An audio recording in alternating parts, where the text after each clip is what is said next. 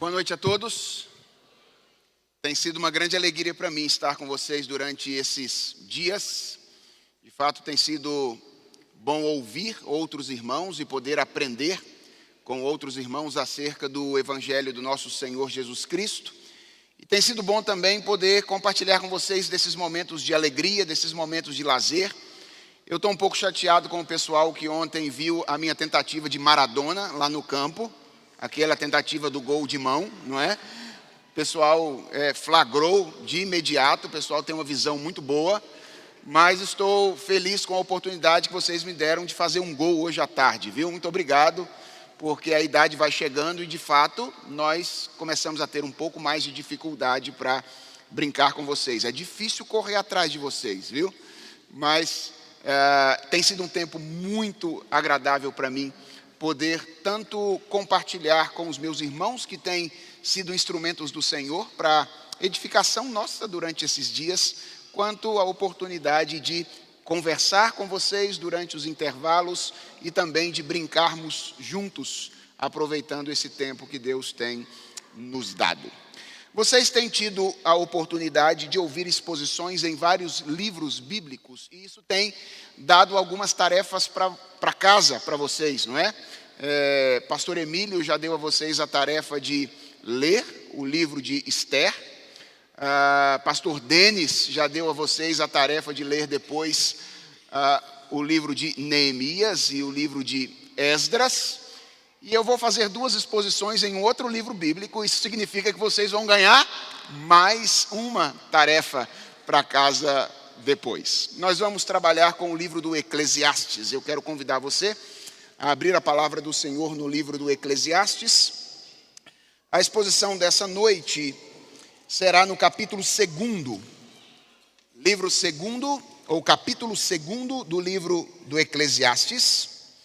Eu tencionei inicialmente expor todo o 2º capítulo deste livro, mas eu percebi de imediato, durante o tempo em que preparava a minha palestra, que seria impossível fazê-lo em uma fala apenas. Então nós vamos trabalhar com os versos de 1 a 11, que é a primeira parte deste capítulo. Eclesiastes capítulo 2, portanto, versículos de 1 a 11, eu vou fazer a leitura do texto da palavra do nosso Deus e peço a vocês que acompanhem de maneira silenciosa, mas atenta à leitura que eu farei. A palavra do Senhor diz assim: Disse comigo, vamos, eu te provarei com a alegria, goza, pois, a felicidade. Mas também isso era vaidade. Do riso, disse, é loucura, e da alegria, de que serve? Resolvi no meu coração dar-me ao vinho, regendo-me contudo pela sabedoria, e entregar-me à loucura, até ver o que melhor seria que fizessem os filhos dos homens debaixo do céu, durante os poucos dias da sua vida. Empreendi grandes obras, edifiquei para mim casas, plantei para mim vinhas, fiz jardins e pomares para mim, e nestes plantei árvores frutíferas de toda espécie. Fiz para mim açudes, para regar com eles o bosque em que reverdeciam as árvores. Comprei servos e servas, e tive servos nascidos em casa. Também possuí bois e ovelhas, mais do que possuíram todos os que antes de mim viveram em Jerusalém. Amontoei também para mim prata e ouro, e tesouros de reis e de províncias. Provi-me de cantores e cantoras, e das delícias dos filhos dos homens, mulheres e mulheres. Engrandeci-me e sobrepujei a todos os que viveram antes de mim em Jerusalém. Perseverou também comigo a minha sabedoria. Tudo quanto desejaram os meus olhos, não lhes neguei. nem privei o coração de alegria alguma, pois eu me alegrava com todas as minhas fadigas, e isso era a recompensa de todas elas. Considerei todas as obras que fizeram as minhas mãos, como também o trabalho que eu com fadigas havia feito. E eis que tudo era vaidade e correr atrás do vento, e nenhum proveito havia debaixo do sol. Vamos falar com o Senhor mais uma vez? Senhor, o povo que está reunido aqui nesta noite é o teu povo. O servo que fala nesta noite é o teu servo. E a palavra que está aberta e acabou de ser lida é a tua palavra. Tudo isso aponta para a nossa dependência do Senhor nesse momento. Nós precisamos de ti, porque nós queremos ouvir a tua voz. Na verdade, Senhor, mais do que isso, nós precisamos ouvir a tua voz, porque a tua palavra nos diz que nós não vivemos exclusivamente de pão, mas nós vivemos de toda a palavra que procede da boca do Senhor. Por isso nós queremos encarecidamente pedir ao Senhor que tu fales conosco nesta ocasião, que tu nos dês do alimento que provém da tua palavra, para que a nossa fé e a nossa esperança sejam fortificados no Senhor nesta noite. Abençoa o teu servo, abençoa o teu povo, para que nessa interação entre o servo que fala e os servos que ouvem, a voz do Senhor seja ouvida entre nós. É a oração que nós te fazemos, em nome de Jesus. Amém. Irmãos, salvo algumas raras exceções, nós não costumamos ouvir muitos sermões no livro do Eclesiastes. Existe uma razão para isso. O livro do Eclesiastes é um livro relativamente difícil. Às vezes, esse livro parece mais um tratado existencialista, escrito por um filósofo contemporâneo, do que propriamente um livro bíblico. Mas o que o Eclesiastes tem de difícil, ele também tem de interessante. Permita-me começar com uma visão geral, um quadro geral do livro do Eclesiastes. Começando pela palavra, o nome. Afinal de contas, o que significa isso? Eclesiastes vem de uma palavra hebraica que significa colecionar ou reunir.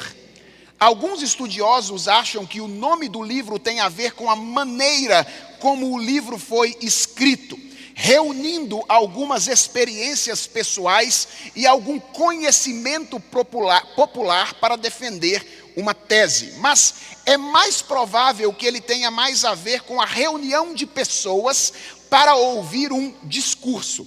É por isso que a tradução mais comum de Eclesiastes, inclusive nas nossas versões em português, é o pregador, porque o livro é um grande sermão. Afinal de contas, quem foi que escreveu o livro do Eclesiastes? Na verdade, o livro é de autoria anônima. O livro não traz explicitamente o seu autor, mas existem muitos indícios de que se trata de Salomão. E eu vou assumir isso durante as minhas duas exposições, tanto hoje quanto amanhã. A suspeita de muitos estudiosos é de que Salomão tenha escrito esse livro como uma espécie de reflexão de maturidade. Dos livros bíblicos que são atribuídos a Salomão, Cantares expressa o romantismo da juventude de Salomão. Provérbios organiza os desafios da vida adulta de Salomão. E Eclesiastes revela a sabedoria da velhice, a sabedoria da maturidade de Salomão. Qual é o conteúdo do Eclesiastes? O Eclesiastes nada mais é do que uma reflexão existencial altamente realista. A ideia de Salomão no livro do Eclesiastes é encarar os mais variados fatos da existência humana sem quaisquer eufemismos, sem quaisquer atenuações, com a finalidade de responder àquela pergunta que todos nós precisamos responder em algum momento da nossa vida: qual é o sentido da existência? A única condição para Salomão é que os fatos analisados estejam debaixo do sol. Aliás, essa é uma expressão chave do livro de Eclesiastes, que mostra, dentre outras coisas, a abrangência do objeto de análise de Salomão aqui neste livro. Ele quer analisar a vida, toda a vida, sem nenhum trocadilho, a vida como ela é. Qual é a conclusão do Eclesiastes? Basicamente, a conclusão do Eclesiastes é a de que a vida não tem sentido. Bem, não é bem isso. Na verdade, a conclusão é de que a vida tem sentido. Nós até percebemos de alguma forma o sentido da vida, mas quando nós tentamos capturar o sentido da vida, agarrar o sentido da vida, ele como que escorrega por entre os nossos dedos. O livro se utiliza de duas expressões com frequência para mostrar isso. A primeira expressão é: tudo é vaidade. Essa é a primeira expressão. E vaidade no Eclesiastes não tem a ver diretamente com aquela preocupação com a aparência que é mais comum entre as mulheres. Vaidade no Eclesiastes tem a ver com a qualidade de ser vão, com a qualidade de ser vazio, passageiro, inútil. Depois, quando você for fazer o exercício de ler o livro, você vai perceber que, na verdade, quase todo o livro de Eclesiastes está colocado entre dois parênteses que são um superlativo dessa expressão. Tanto o versículo 2 do capítulo 1, bem no comecinho do livro, quanto o versículo 8 do capítulo 12, bem no finalzinho do livro, deixando de fora apenas a conclusão do Eclesiastes, dizem: vaidade de vaidades, diz o pregador, tudo é vaidade. Então essa é a primeira expressão usada pelo Eclesiastes para revelar a sua conclusão. A segunda é a expressão correr atrás do vento. Na verdade, é mais do que uma expressão, é uma espécie de ilustração. Se você quiser experimentar um pouquinho amanhã durante o dia, tente correr atrás do vento amanhã durante o dia. Você vai entender exatamente aquilo que o Eclesiastes está dizendo a respeito da inutilidade da vida debaixo do sol. O objetivo dessa expressão ou dessa ilustração é mostrar de maneira pictórica aquilo que ele já demonstra com a outra afirmação, a afirmação de que tudo é vaidade. E qual é o grande objetivo de Salomão ao fazer esta análise do livro e apresentar esta conclusão? De imediato, o Eclesiastes pode até parecer um livro meio pessimista, um livro meio down, um livro meio deprimente. Mas isso não é verdade. O livro do Eclesiastes tem um propósito apologético. O livro do Eclesiastes tem um propósito indiretamente evangelístico. Aquela expressão que eu já mencionei, debaixo do sol, que aparece cerca de 30 vezes durante o livro do Eclesiastes, não revela apenas a abrangência do objeto de pesquisa de Salomão, revela também a visão de mundo, a cosmovisão que é assumida por ele durante esta análise. Para você entender o Eclesiastes, você precisa levar em conta que ele é um livro escrito da perspectiva do homem decaído, que desconsidera a existência acima do sol, que olha para a realidade e tenta encontrar sentido na realidade, considerando que o mundo material é tudo o que existe. Pela via negativa, portanto, o que Salomão está fazendo ao apresentar a sua conclusão é ensinar que, sem levar Deus em conta, é simplesmente impossível encontrar sentido para a nossa existência no mundo. Eu vou repetir. O que Salomão está ensinando no Eclesiastes, através da narrativa da sua saga, é que sem levar Deus em conta, é simplesmente impossível encontrar sentido para a nossa existência no mundo. Essa é a grande lição do Eclesiastes. E é bem provável que algumas pessoas ao longo da sua vida já tenham tentado ensinar esta lição para você.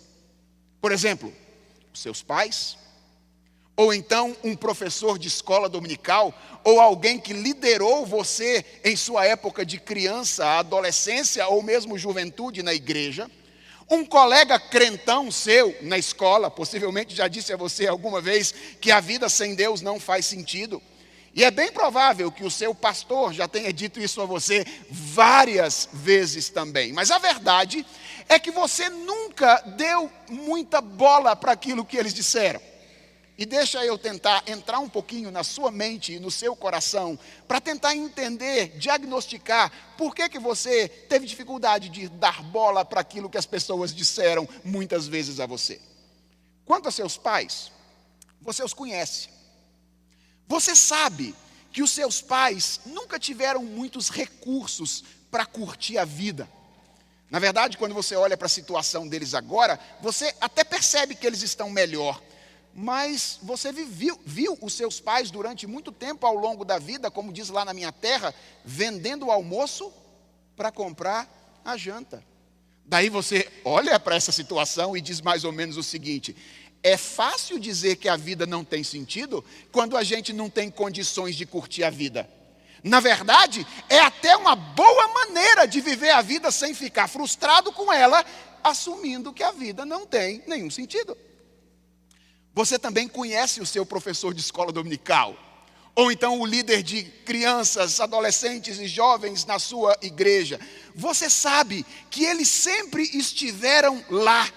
E você sabe que o que a igreja sempre esperou deles foi exatamente isso: que eles tivessem um discurso capaz de segurar a galera que está doida para sair da igreja lá dentro. Então você pensa, esses caras só estavam dizendo aquilo que as pessoas queriam ouvir. Ou então, eles só estavam reproduzindo um discurso que eles ouviram durante a sua vida toda. O seu colega crentão da escola, você sempre soube que ele era um medroso. Você conhecia a família dele. Você sabe que ele teve uma educação moralista e que ele jamais teria a capacidade de fazer qualquer coisa fora da caixinha, embora ele morresse de vontade de fazer isso. O que mais ele poderia fazer se não tentar enganar-se a si mesmo com essa história de um sentido lá fora, ou essa história de um sentido para depois? E o seu pastor? Bem, seu pastor é pastor. Então, deixa para lá. Afinal de contas, por que você deveria acreditar nessas pessoas? Eu ainda acho que você tem razões para acreditar nelas, mas eu entendo você. E é por isso que eu gostaria de te convidar para considerar o testemunho desse homem nessa noite. Salomão.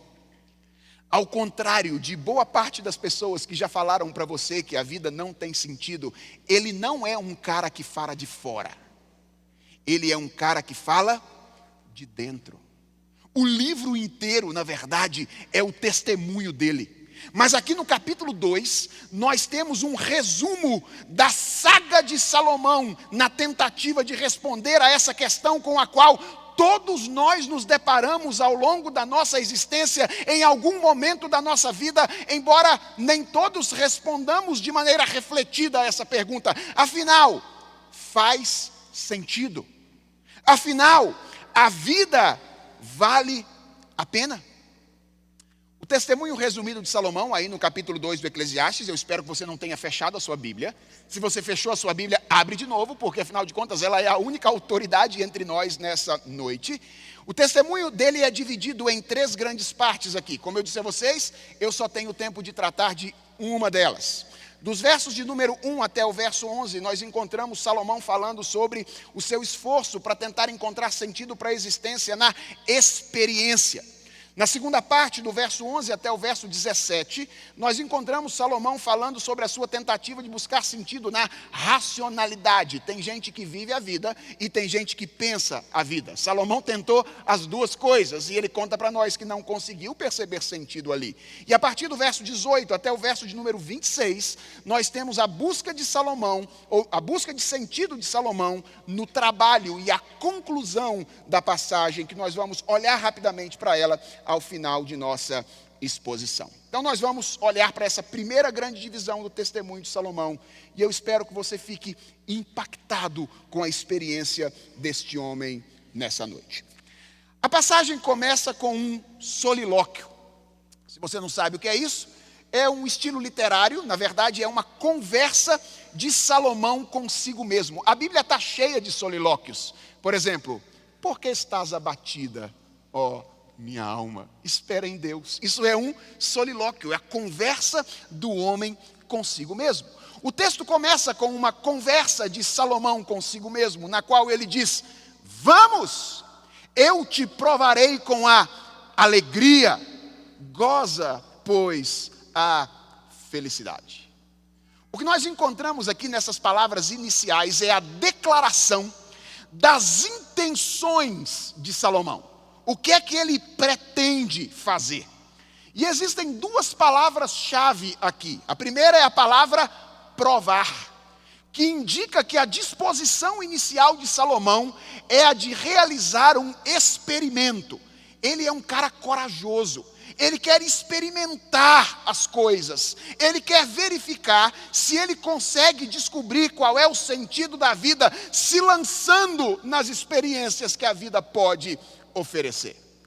A segunda palavra-chave é a palavra alegria, que ensina ou indica mais especificamente o tipo de coisa que Salomão quer experimentar, os prazeres da vida, aquelas coisas que podem produzir sensações agradáveis em nós. O que o solilóquio de Salomão revela é que a saga deste homem do passado começa pelos caminhos do hedonismo, que é a tentativa de encontrar a resposta para a existência na experiência dos prazeres. Irmãos, é muito importante perceber isso, porque geralmente, quando nós saímos para curtir a vida, nós temos a ideia de que nós estamos fazendo uma coisa nova. Nós temos a ideia de que nós estamos fazendo alguma coisa que ninguém nunca mais fez, ou nunca antes fez. O homem contemporâneo, de modo geral, tem essa ideia a seu respeito. Ele olha para si como se ele estivesse fazendo coisas nunca antes feitas na história da humanidade. Mas o que o relato de Salomão nos mostra é que não há nenhuma novidade no hedonismo. Nós não somos nem um pouco inovadores quando nós imaginamos que vamos encontrar sentido para a existência nos entregando aos prazeres da vida, porque mesmo antes dos filósofos epicureus, que viveram no século V a.C., que são normalmente reputados como os primeiros hedonistas da história, aqui está um homem chamado Salomão, que procurou sem sucesso encontrar o sentido da vida na experiência dos prazeres. A partir dessas palavras iniciais, o texto começa a apresentar a lista das diversas experiências vividas por Salomão ao longo da sua tentativa. Phil Ryken, que é um dos comentaristas do Eclesiastes, entende que a lista de Salomão, aqui no capítulo 2, começa pela diversão ou pela comédia. Essa é a maneira como Phil Ryken interpreta a palavra riso aí no verso de número 2, quando Salomão diz: do riso, disse, é loucura, e da alegria disso, disse, do que serve? E não é absurdo concordar com Phil Ryken. Sabe por quê?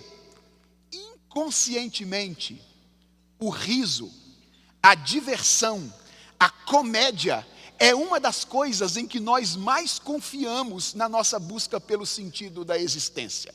Nós frequentemente nos servimos da comédia, nos servimos da diversão, nos servimos do riso como uma espécie de anestésico para o tédio que nos acomete quando nós percebemos que não existe absolutamente nada novo debaixo do céu. Que atire a primeira pedra aquele que nunca falou consigo mesmo em um momento de tensão. Calma, você só precisa rir um pouco. Como se tudo o que nós precisássemos para preencher o vazio que nos incomoda fosse um happy hour com os amigos, uma boa apresentação de stand-up, um filme de comédia no cinema, ou então alguns vídeos engraçados no YouTube. Diversão, comédia, riso. Foi a primeira coisa que Salomão tentou para preencher o vazio da sua existência. E sabe qual foi a sua conclusão, expressa ainda no verso número 2? Foi a de que essas coisas não passam de prazer inútil, quando o que está em jogo é o sentido da existência. Quando o que está em jogo é a verdadeira realização. Então diz o texto que Salomão aprofunda os seus esforços e se movimenta de uma experiência mais afetiva para uma experiência mais química, da diversão para o vinho. Afinal de contas, se a liberação de endorfina causada pelo riso não é suficiente, talvez a alteração de consciência causada pelo álcool possa dar alguma resposta. É o que muita gente pensa, e foi o que Salomão resolveu experimentar. Calma. Eu sei, você já está doido para crucificar Salomão, não é? Entenda bem o experimento dele. Salomão não foi daquele tipo de bebê para cair. Ele diz isso, aqui no verso de número 3. Ele diz: resolvi no meu coração dar-me ao vinho, regendo-me contudo pela sabedoria. Salomão não foi daqueles que bebia para cair, porque esse tipo de experiência da bebida, todo mundo sabe que é uma experiência ruim. Na verdade, a experiência da bebida que a gente acha que é legal é aquela que funciona como um experimento controlado, que podem ser basicamente duas: aquela na qual você se torna um apreciador técnico, um sommelier, ou um mestre cervejeiro, ou então aquela na qual você bebe moderadamente, o suficiente para se encher de coragem para fazer o que você não faria em situações normais, mas sem perder a consciência para se deliciar com a memória em tempos posteriores. E parece que Salomão era mais dessa segunda categoria, porque ele afirma de maneira muito clara aqui no verso 3, que ele se deu ao vinho, se entregou ao vinho, fazendo duas coisas ao mesmo tempo: regendo-se pela sabedoria e entregando-se à loucura. Ele estava controlando o experimento. Ele era daqueles que bebia moderadamente só para criar coragem para fazer algumas coisas que ele não tinha coragem para fazer se ele não tivesse bêbado, mas para lembrar de tudo depois de se deliciar com a memória. Ele não era daqueles caras que bebia para cair. Mas ao que parece, isso também se mostrou insuficiente para o homem Salomão. Então, ele resolve experimentar alguma coisa mais duradoura e, quiçá, uma coisa mais nobre, um estilo de vida possibilitado por suas grandes conquistas e suas grandes realizações. Perceba, a partir do verso de número 4 do capítulo 2 de Eclesiastes, há uma mudança no discurso de Salomão. Nos versos iniciais, desses dois primeiros passos da saga, a comédia e o vinho, Salomão se apresenta como alguém que está numa relação passiva com a vida. Como diria o filósofo Zeca Pagodinho, naquele estilo: deixa a vida me levar. Os verbos apontam para isso. Os verbos são: resolvi dar-me ao vinho, resolvi entregar-me à loucura. Então Salomão estava entregue à vida nos dois primeiros passos.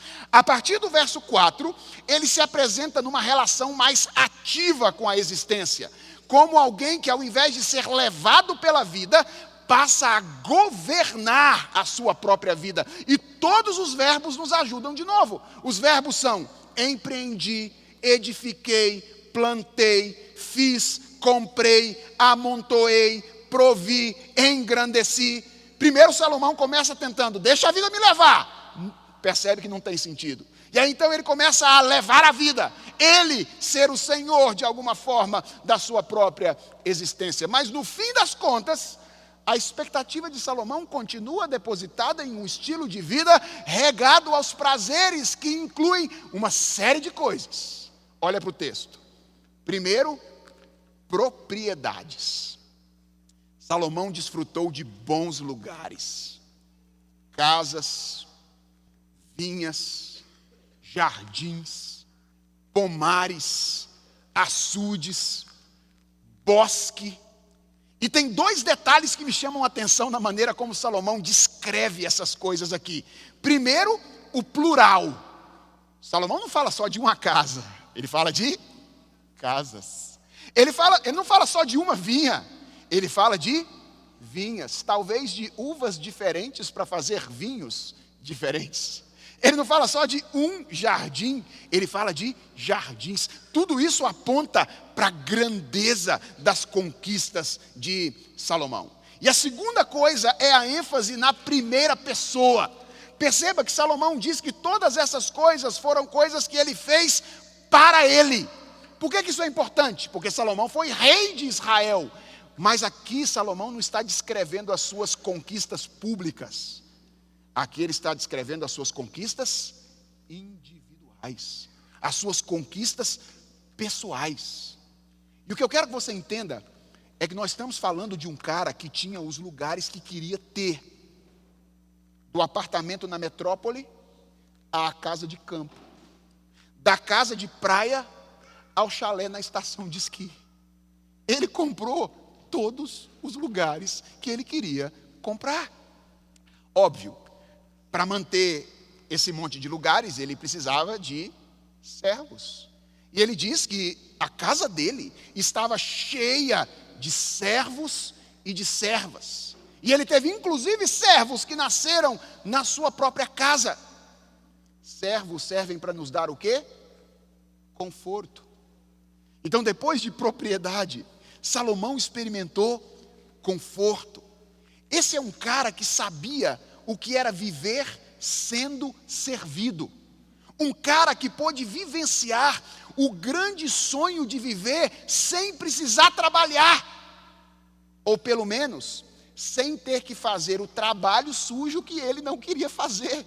Porque ele tinha muita gente que fazia aquilo que ele mandava que as pessoas fizessem. Então Salomão experimentou em primeiro lugar muitas propriedades. Salomão experimentou em segundo lugar conforto. Depois o texto fala de riquezas. O verso 7 fala de bois e ovelhas. O verso 8 fala de prata e ouro. Salomão foi um homem rico. Amanhã cedo eu vou falar um pouco mais a respeito das riquezas das quais Salomão desfrutou. Mas se ele vivesse hoje, certamente Salomão estamparia as capas daquelas revistas que costumam trazer reportagens sobre os donos das maiores fortunas do mundo.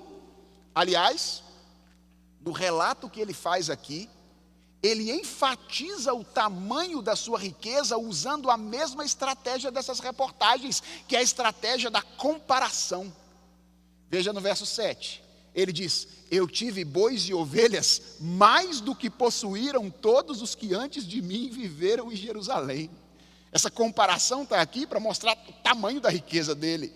Ele vai dizer no verso de número 8 que ele teve pratas e ouros que vieram de tesouros de reis e tesouros de outras províncias. Nós estamos falando de um homem que teve muito dinheiro, que desfrutou de um poder de compra que poucas pessoas desfrutaram ao longo da sua vida.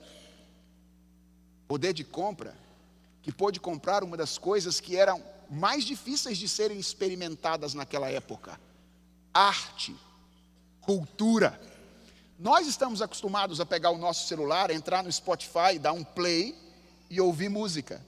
Mas isso não era assim naquela época. Ou você tinha alguém que fazia música para você, como nós teremos o privilégio de ouvir o Projeto Sola daqui a pouco, ou você não tinha o privilégio de ouvir música. Você não tinha o privilégio de desfrutar de arte, desfrutar de cultura. Salomão diz que na sua casa tinha cantores e cantoras. Você já imaginou o que seria contratar o seu cantor favorito para a sua festa de aniversário? Já imaginou o que seria isso? Salomão não precisava fazer isso. Ele tinha mais do que isso. Ele os tinha em sua casa, à sua disposição, pelo tempo que lhe fosse necessário. E da arte, o texto pula para o sexo. Salomão diz que além de cantores e cantoras, das delícias dos homens, ele teve mulheres e mulheres. Chuta quantas? Chuta quantas?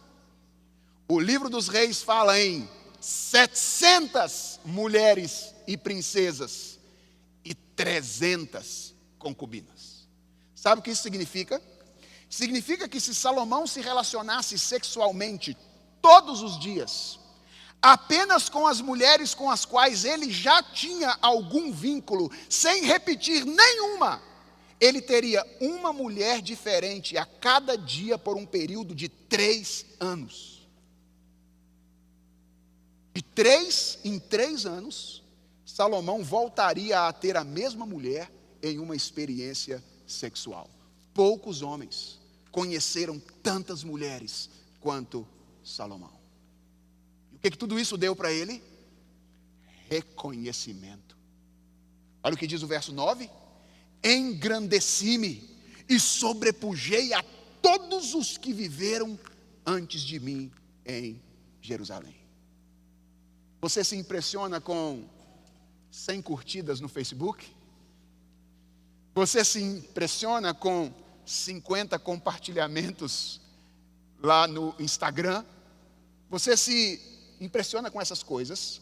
Salomão foi um homem que desfrutou de muita popularidade. Tudo o que ele publicava as pessoas curtiam. E não teve ninguém que já teve mais visualizações do YouTube do que Salomão. Irmãos, a maneira como Derek Kidner descreve o que Salomão fez é simplesmente sensacional. Esse comentarista diz que Salomão criou um mundo dentro do mundo. Um mundo multiforme, harmonioso e exótico.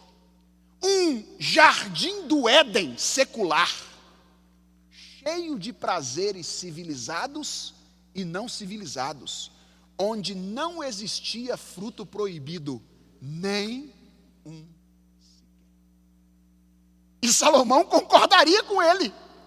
Afinal, no verso 10 do texto com o qual nós estamos trabalhando, ele faz uma declaração que eu acredito poucos de nós poderia fazer, talvez mais por falta de condições do que de desejo.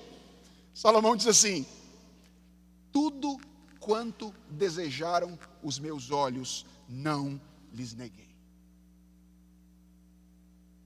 Tudo que os meus olhos quiseram, eu tive. Nem privei o coração de alegria alguma. Tudo o que eu quis experimentar, diz Salomão, eu experimentei. Você pode fazer essa afirmação?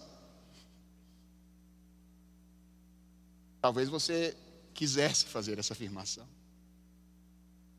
mas por falta de condições, poucas pessoas no mundo podem fazer essa afirmação.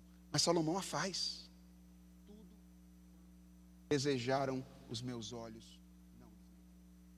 Nem privei o coração de alegria alguma. E a pergunta é: qual foi a conclusão? Verso de número 11.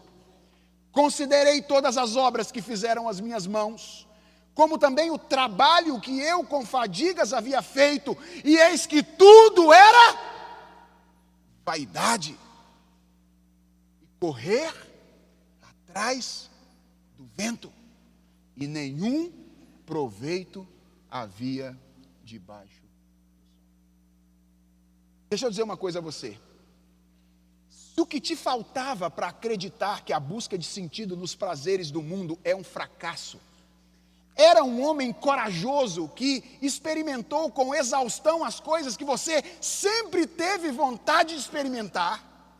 Então deixa eu dizer uma coisa para você solenemente nessa noite. Não te falta mais nada. Agora você conhece esse homem. O nome dele é Salomão.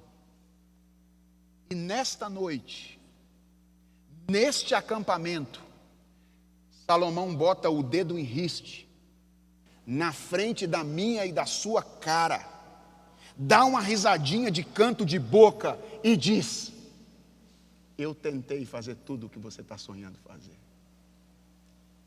E eu quero dizer para você que você não vai encontrar aquilo que está procurando naquilo que você imagina ou onde você imagina que está o sentido da existência. E daí? O que nós vamos fazer com esta acusação de Salomão? Existem algumas reações possíveis à percepção da falta de sentido no mundo. Salomão não foi a única pessoa que percebeu que o mundo não faz sentido. Na verdade, de uma forma ou de outra, todas as pessoas percebem e elas costumam reagir de maneira diferente. Quando a falta de sentido na existência terrena fica patente diante dos olhos das pessoas, como elas costumam reagir?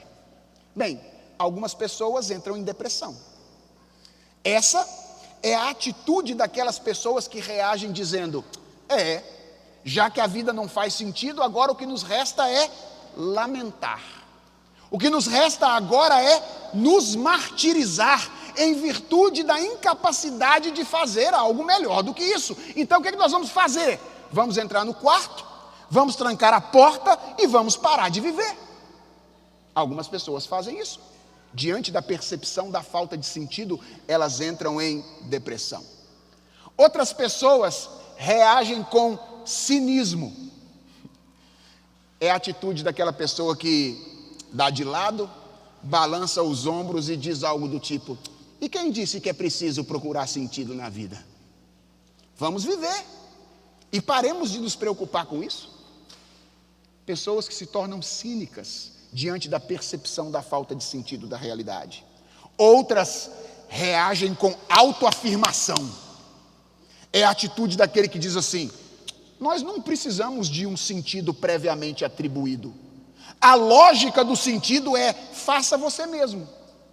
Atribua o sentido e viva de acordo com o sentido que você atribuir.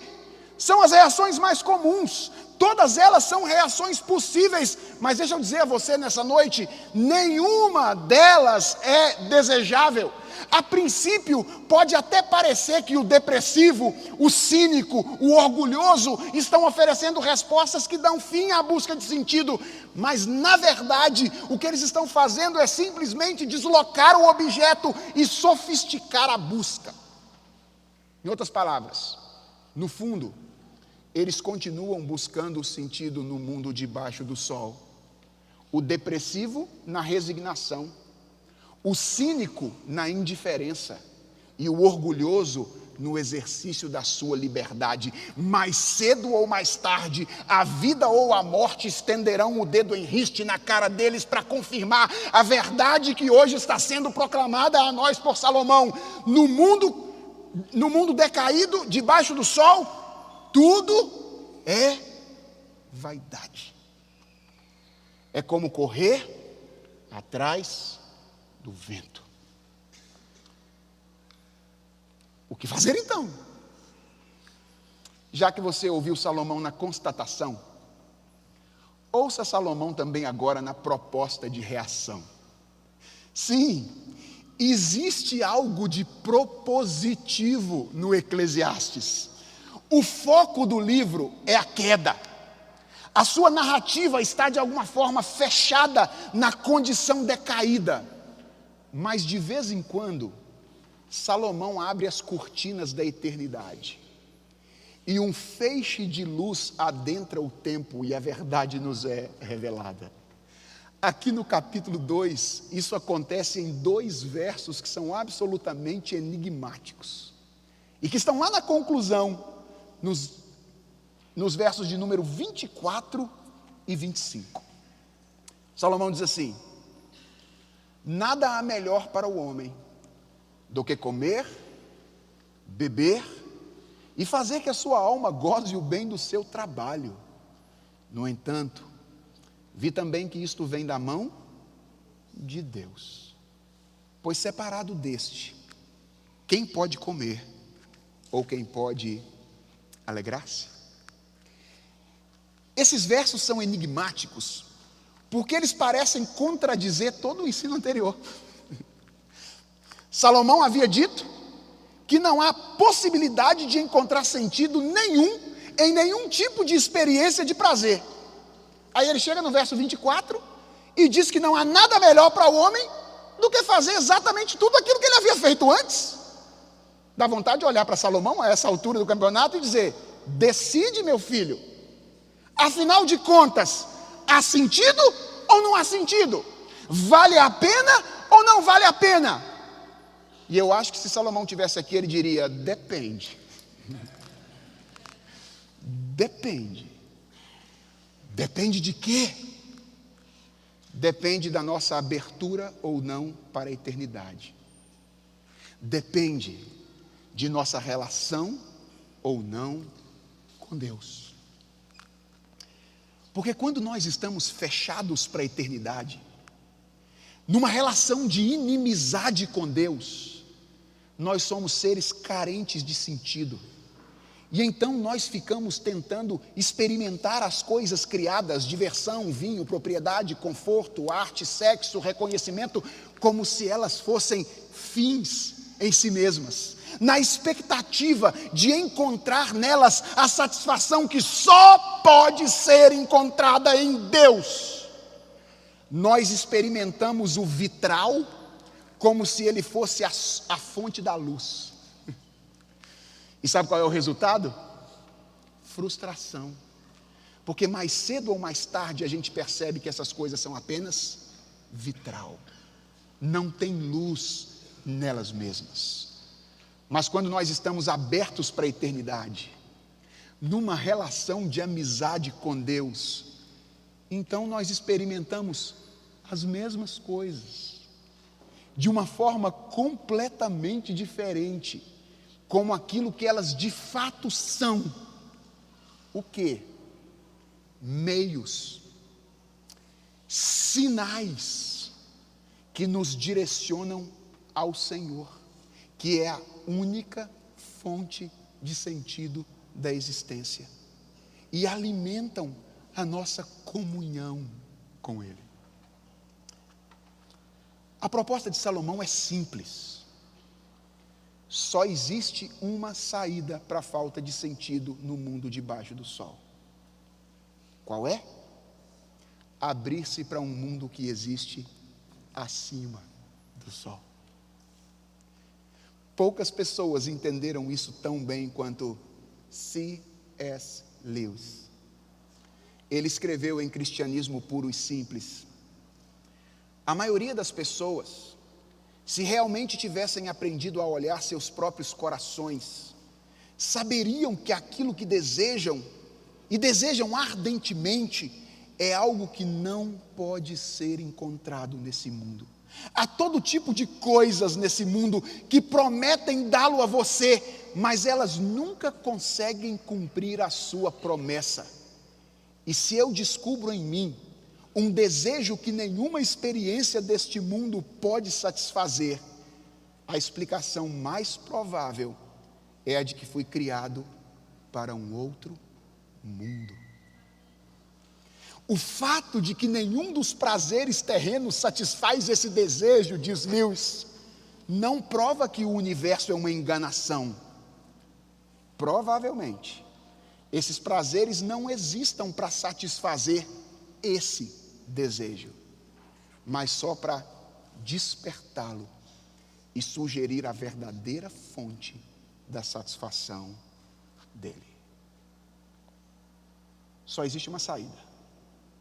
Só existe uma forma de experimentar sentido, significado e verdadeira realização vivendo no mundo no qual nós vivemos, nos abrindo para o mundo acima do sol. E como é que isso acontece? Essa abertura para o mundo de cima só pode acontecer por meio de um encontro com Jesus Cristo. Porque Ele é o Verbo eterno de Deus. Ele é a palavra que atribui sentido a tudo. Ele é a única novidade, a única coisa nova, a boa nova, o Evangelho que adentrou a nossa experiência. Ele é o eterno feito tempo para tornar eterno o temporal. Eu sei, você tem receio que a vida com Jesus deixe a sua vida mais feia, que o encontro com Jesus deixe a sua vida menos prazerosa. Então eu quero terminar fazendo um apelo a você nessa noite. Tenha medo não. Tenha não. Jesus limita algumas coisas na nossa vida mesmo. Mas os limites que Jesus estabelece apenas colocam as coisas no lugar onde elas são experimentadas do modo mais significativo. Se você se encontrar com Jesus Cristo e se abrir para a eternidade, você vai morrer de tanto viver. Experimenta, vai. Experimenta.